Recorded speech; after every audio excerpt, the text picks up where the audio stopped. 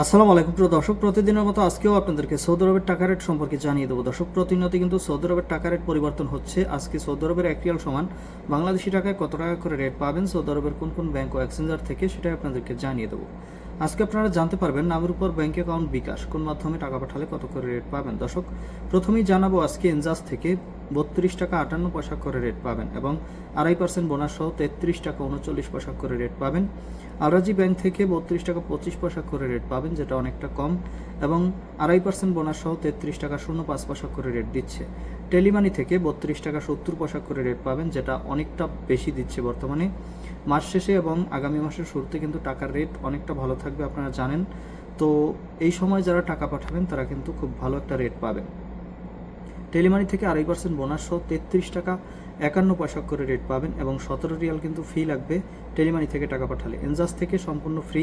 Mobile pay থেকে bank to bank 32 টাকা 58 পয়সা করে রেট পাবেন, 2.5% বোনাস সহ 33 টাকা 31 পয়সা করে রেট দিচ্ছে এবং 10 রিয়াল ফি লাগবে মোবাইল পে থেকে টাকা পাঠাতে।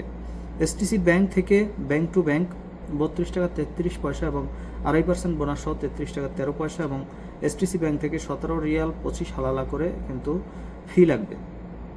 বার্ক অ্যাপ্লিকেশন থেকে 32 টাকা 50 পয়সা করে রেট দিচ্ছে এবং 2.5% বোনাস সহ 33 টাকা 31 পয়সা এবং সম্পূর্ণ ফ্রিতে টাকা পাঠাতে পারবেন বার্ক থেকে।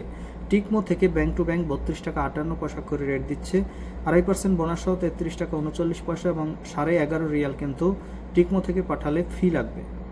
নিও থেকে 32 টাকা 55 পয়সা ব্যাংক টু ব্যাংক এবং 2.5% বোনাস সহ 33 টাকা 36 পয়সা এবং সম্পূর্ণ ফ্রিতে টাকা পাঠাতে পারবেন। D360 থেকে 32 টাকা 50 পয়সা এবং 2.5% বোনাস সহ 33 টাকা 31 পয়সা করে রেট দিচ্ছে এবং সম্পূর্ণ ফ্রিতে টাকা পাঠাতে পারবেন।